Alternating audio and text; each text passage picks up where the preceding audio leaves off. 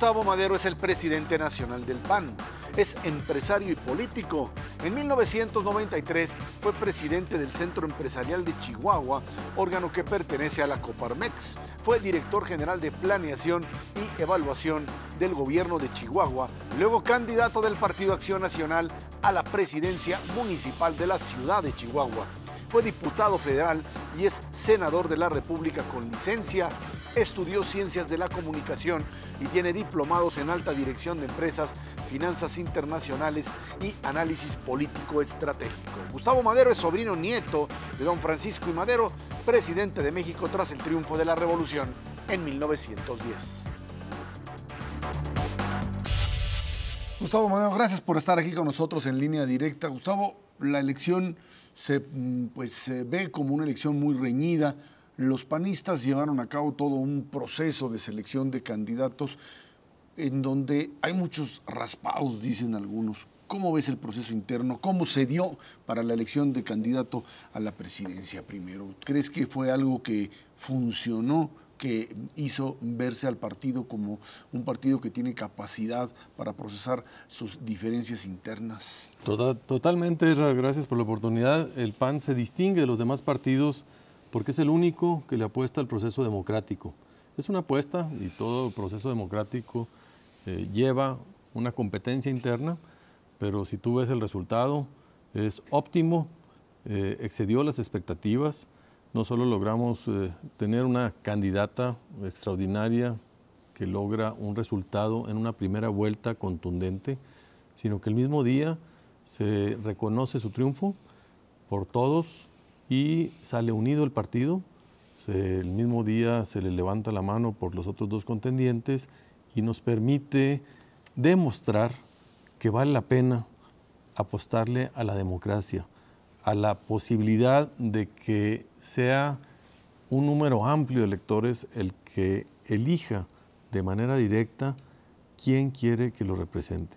Sale Josefina con una legitimidad y con una potencia extraordinaria que de inmediato se refleja en las preferencias electorales. Cuando se da la elección, aparecen, como sucede, parecen en México en todas las elecciones que se dan, irregularidades que tienen que ver con prácticas que uno podría ver en otros partidos, en el PRD o en el PRI. Tan es así que priistas y perredistas de plano ya no utilizan ese tipo de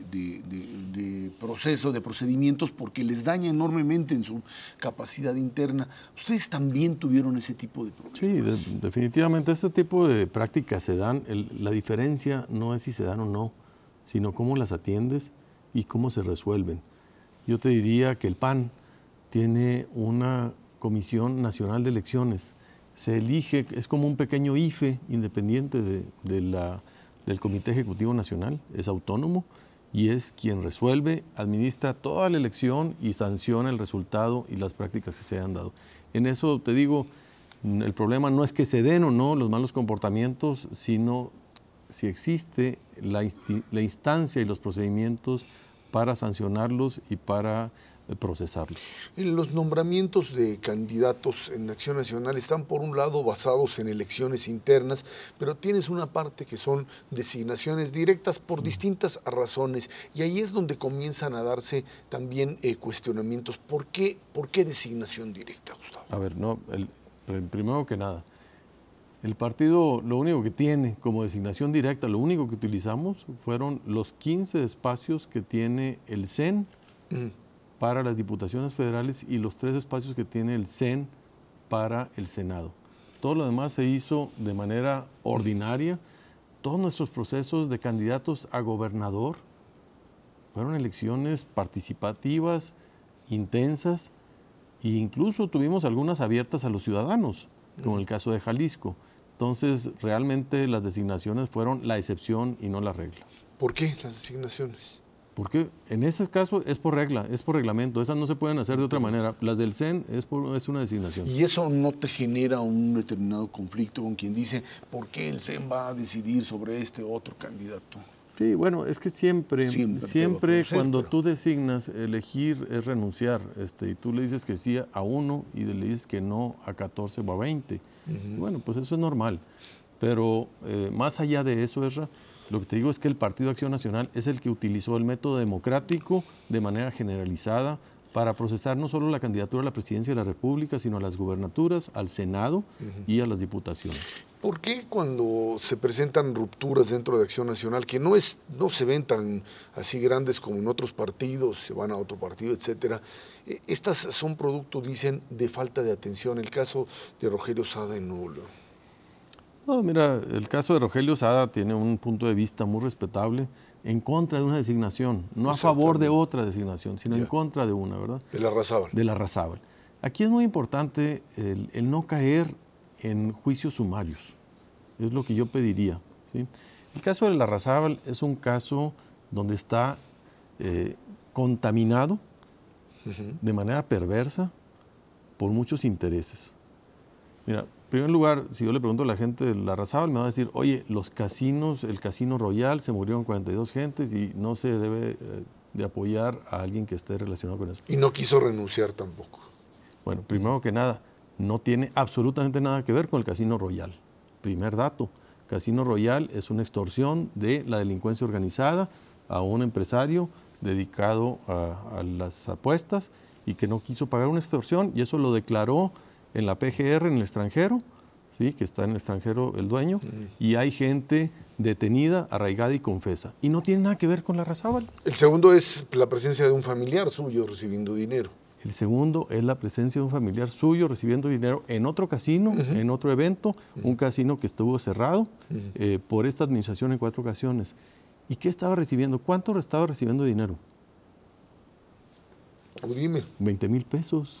Y sí vendía quesos. Te puedes pitorrear de que vendía quesos, pero el señor vendía quesos. Y está libre y está liberado por los cargos de delincuencia organizada, de chantaje y de extorsión. Todos los cargos, el gobierno priista ahorita los liberó, la Procuraduría de Justicia del Estado. Entonces, no me hagas juicios sumarios. Si tú tienes una animadversión contra una persona, dame una sola prueba, una, y platicamos. Pero no se vale que sea simplemente por exclusión o porque no quieres a una persona porque no es de tu agrado. Eso no se vale en el PAN. Todos tenemos derechos y mientras no se pruebe algo en contra, sus derechos están a salvo. ¿El CENS va a sostener esa decisión? Sí, sin duda alguna. Sin duda alguna. Bueno, ahí estamos. Estamos platicando con Gustavo Madero aquí en Línea Directa.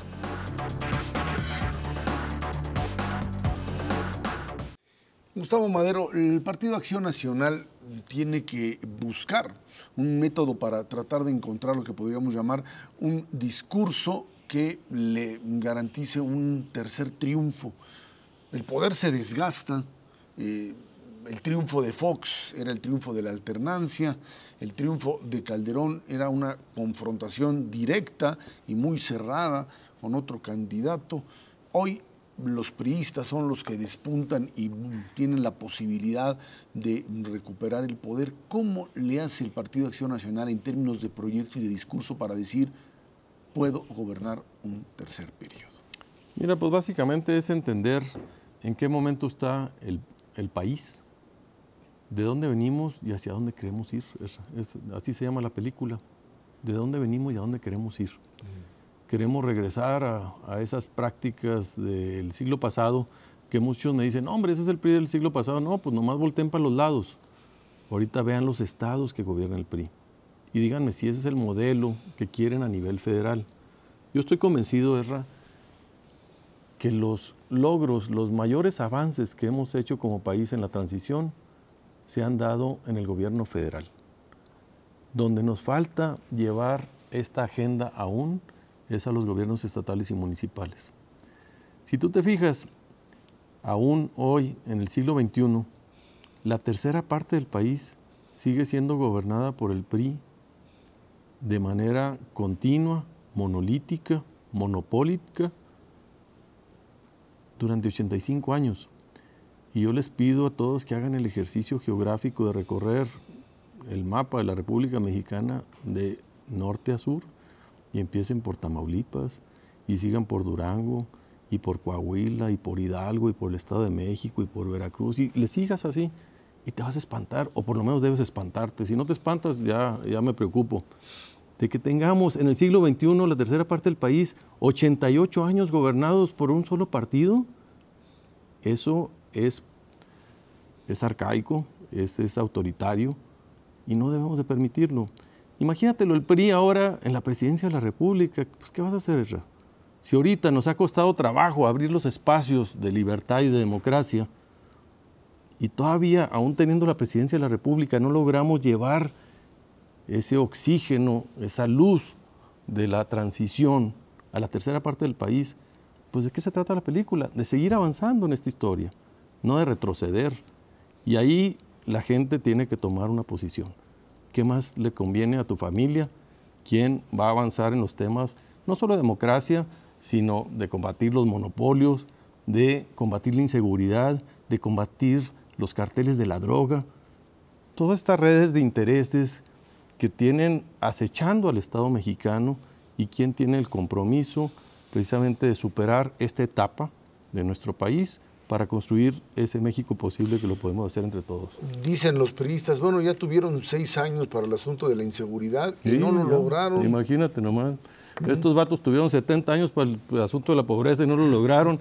Estos vatos tuvieron 70 años, ¿verdad?, para el asunto de la democracia y no lo lograron, para abrir las reformas que se necesitaban en el país y no lo lograron.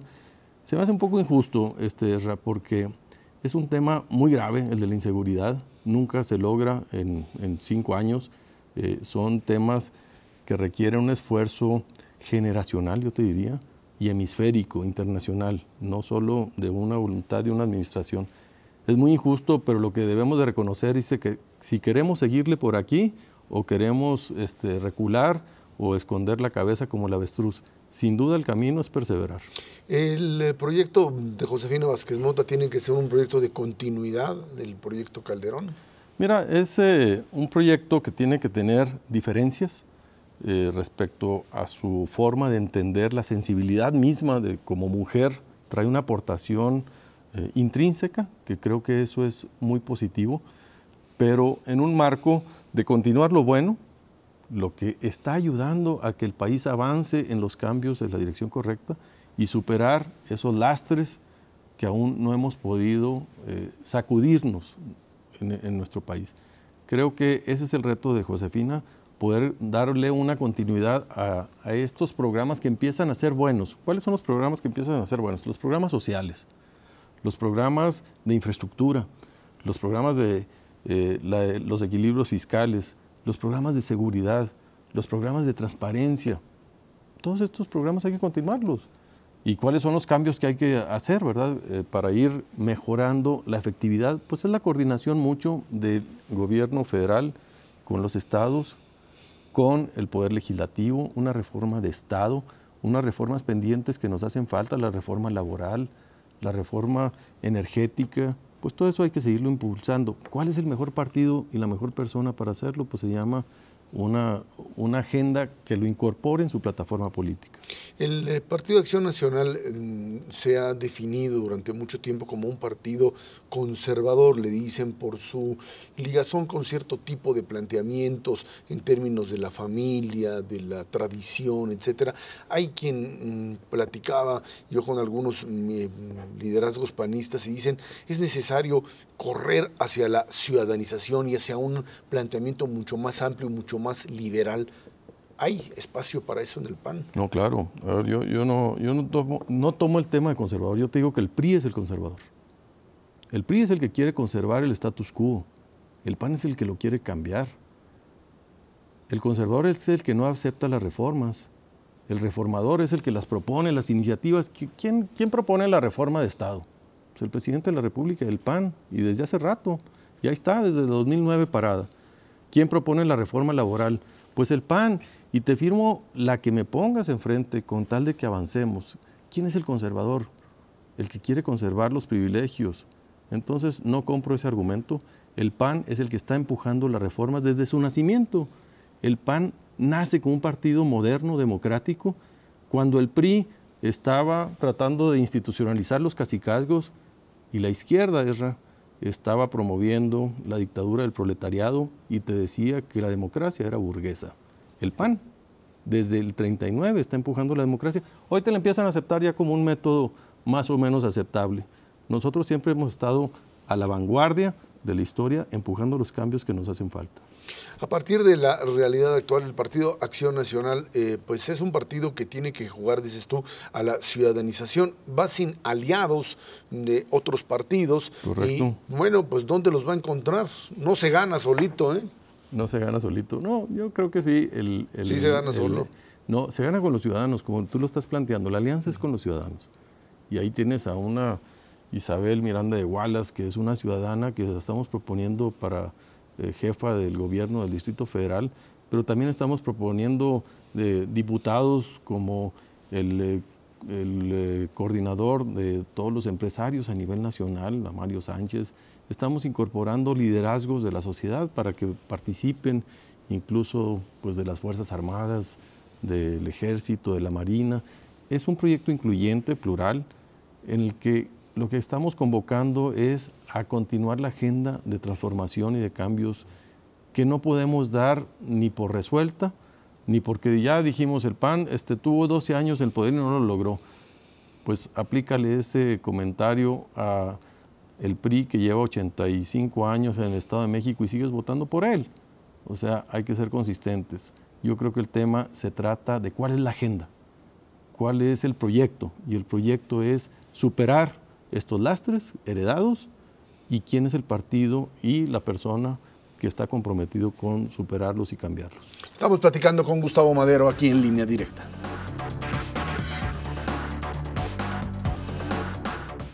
Gustavo Madero, el Distrito Federal, mencionaste el caso de Isabel Miranda de Wallace. Se necesita dar un apoyo enorme para que alguien que llega de la sociedad civil pueda pues, tener posibilidades reales de triunfar. ¿Hasta dónde Isabel Miranda de Wallace tiene ese apoyo dentro de Acción Nacional?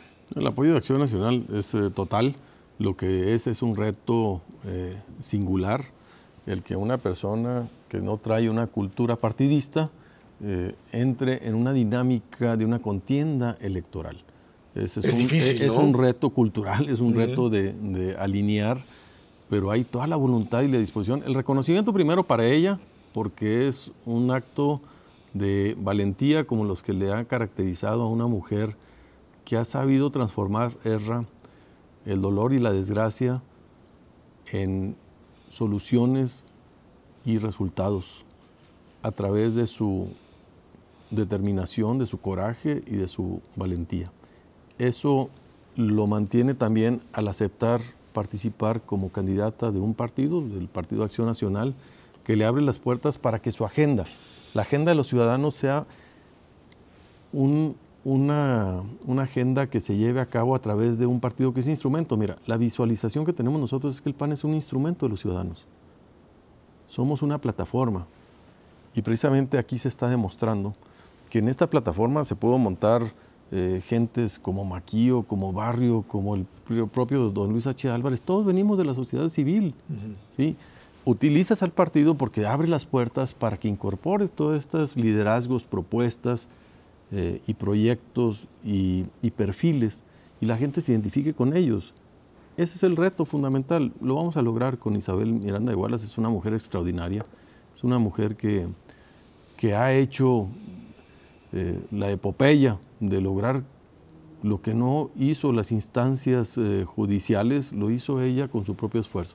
Entonces ahora el reto va a ser traducir esto en una campaña, en un mensaje y en una propuesta que atraiga al electorado. Estamos confiados en que se va a poder. Gustavo Madero, el próximo gobierno, ustedes confían en que por supuesto sea Josefina Vázquez Mota la ganadora, pero nadie va a tener mayoría, los congresos serán congresos divididos. Correcto. Y estamos ante el escenario en donde volvamos a repetir lo que tú has mencionado. Si gana Acción Nacional, los priistas van a bloquear esperando otra posibilidad. Si gana el PRI, entonces los panistas serán los que bloqueen. Ese es el escenario, ¿no? Mira, yo creo que esa es la situación en la que nos tiene ahorita el diseño del sistema político heredado. El sistema político que ahorita tienes, Ezra, fue construido para una realidad que ya no existe, afortunadamente, de un partido monopólico que tenía pues no solo la mayoría en ambas cámaras, sino el control a nivel de todos los estados, incluso de los medios de comunicación, de los otros poderes, etcétera, ¿no? Eso afortunadamente lo empezamos a dejar atrás, pero hay que hacer el rediseño del sistema político. No lo hemos hecho, por eso la reforma que propuso el presidente Calderón, donde incluye mayor participación de los ciudadanos, iniciativa ciudadana, candidaturas independientes, todo esto va ayudando, reelección legislativa, etcétera, la iniciativa preferente, para romper los bloqueos que están ahorita y la parálisis legislativa, incentivar la conformación de mayorías estables que permitan ir aprobando reformas. Hay muchas fórmulas para lograrlo y esto se tiene que dar en una reforma política. Es un imperativo nacional aprobar una reforma política. Le hemos metido muchas ganas a las reformas electorales, que es cómo llegar al poder. Necesitamos meterle el doble de ganas a cómo ejercer el poder, a cómo funciona el poder en México. La relación del poder ejecutivo con el legislativo, del poder ejecutivo en los 3 órdenes de gobierno. Esa es la relación que tenemos que revisar. Cuando se llega a acuerdos con los otros partidos, uno partiría del principio de que, bueno, pues hay ciertos puntos de coincidencia con los otros partidos. Hoy, por supuesto, estos no existen. Hoy las plataformas tienen que ser radicalmente opuestas. Lo que hoy está planteando el PRI como opción y el PAN como opción, o el PRD y la izquierda, parece que se trata de proyectos radicalmente opuestos. ¿Tendrán la posibilidad de encontrar un denominador común? ¿O estamos hablando de 2 realidades? La realidad de la campaña y el discurso que hoy traen ustedes y los traen todos los partidos y lo que van a hacer después. Te sorprenderías, Ezra, de las coincidencias de la gente que pensamos y identificamos las soluciones de manera técnica y objetiva.